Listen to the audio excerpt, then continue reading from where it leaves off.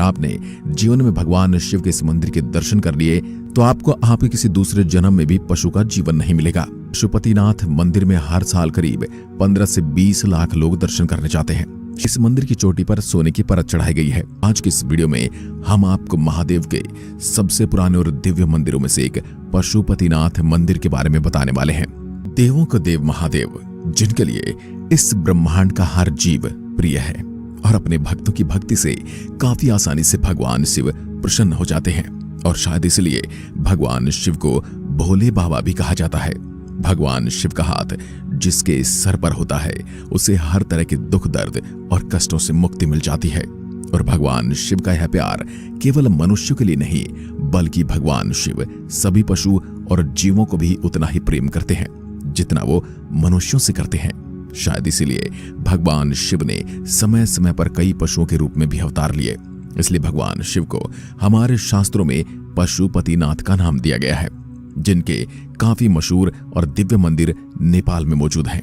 हमारे शास्त्रों में पशुपतिनाथ मंदिर को काफी ज्यादा महत्व दिया गया है, जहां इसे कई बार केदारनाथ धाम से भी ज्यादा महत्वपूर्ण स्थल बताया गया है। वेदों में तो इस मंदिर को कलयुग के अंत से भी जोड़कर देखा गया है। इसके अलावा इस मंदिर की शिवलिंग, यहाँ पर होने वाली तंत्र पूजा, विरूपाक्ष मूर्ति का धरती चीरकर ऊपर आना और बलि देने की प्रथा, ऐसी कई चीजें हैं जो आज भी काफी रहस्यमय लगती हैं, जिसमें हम भगवान शिव के इस मंदिर की कथा और इस मंदिर से जुड़े कई रहस्यों के बारे में जानेंगे। साथ ही ये भी समझने की कोशिश करें कि आखिर क्यों इस मंदिर को प्रलय और कलयुग के अंत से जोड़कर देखा गया है। पशुपति शब्द में पशु शब्द जीवन को दर्शाता है और पति शब्द स्वामी या मालिक को दर्शाता है। यानी पशुपति शब्द का मतलब जीवन का देवता, जीवन का स्वामी है। पशुपतिनाथ मंदिर की सबसे रोचक बात यह है कि इस मंदिर को हमारे वेदों से भी पुराना माना जाता है और कई हिंदू धर्म ग्रंथों में पशुपतिनाथ मंदिर को महाभारत कथा से जोड़कर भी देखा जाता है। और ये कथा पशुपतिनाथ मंदिर के निर्माण से जुड़ी है, जिसके अनुसार आज से हजारों साल पहले महाभारत के युद्ध में जब पांडवों की जीत हुई तो पांडव काफी दुखी थे, क्योंकि उन्होंने यह जीत अपने खुद के कुल के लोगों की हत्या करके पाई थी। इसलिए सभी पांडवों को गोत्र हत्या का पाप लगा था। इस गोत्र वध के पाप के कारण पांडव काफी दुखी रहा करते थे और महाभारत के युद्ध में धर्म की विजय के बाद भी पांडव इस दुख से अपने आप को अपराधी जैसा महसूस कर रहे थे। अब उनके पास एक ही उपाय था कि वह इस पाप का प्रायश्चित करें और भगवान शिव से जाकर गोत्रवध पाप के पश्चाताप का उपाय करें।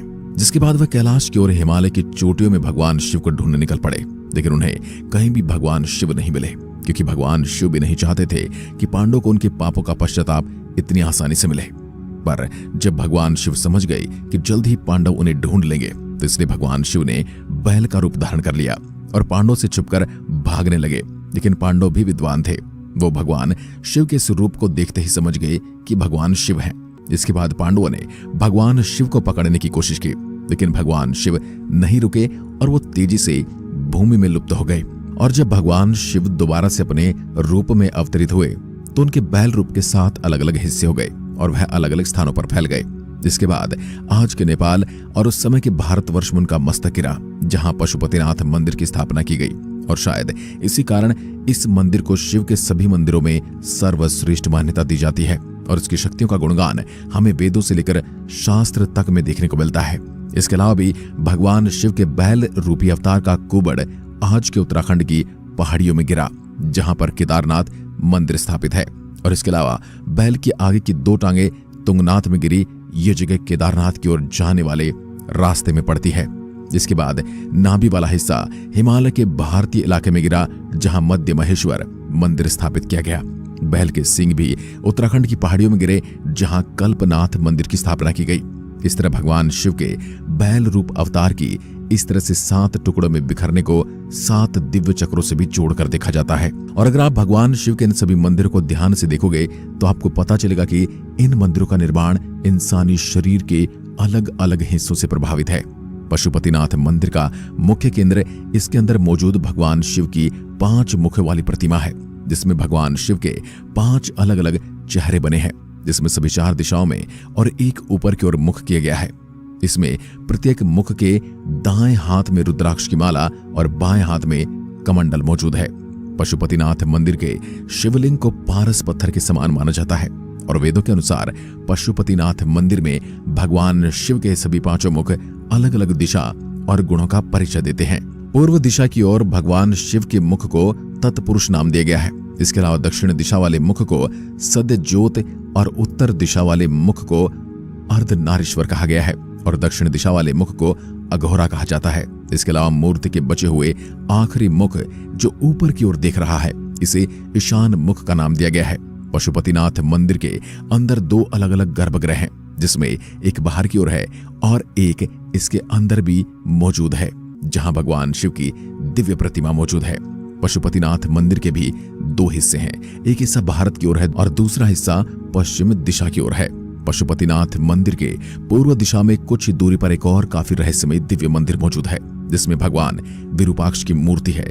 इस मूर्ति की रोचक बात यह कि इसका आधा हिस्सा जमीन के अंदर है और आधा हिस्सा जमीन के ऊपर है। यहाँ पर आने वाले भक्तों का तो यह भी दावा है कि यह मूर्ति हर साल जमीन से ऊपर की ओर आ रही है, जो कलयुग के समय अंतराल को दर्शाती है। और मान्यता यह भी है कि जब यह मूर्ति पूरी तरह से ऊपर आ जाएगी, तब कलयुग और इस दुनिया का अंत होगा और दोबारा से यह दुनिया सतयुग में प्रवेश करेगी, जहां दोबारा एक नए जीवन की शुरुआत होगी। विरूपाक्ष को काठमांडू में रहने वाले किरात लोग अपने कुल देवता की तरह पूजते हैं और इन्हें भी भगवान शिव का ही अवतार माना जाता है।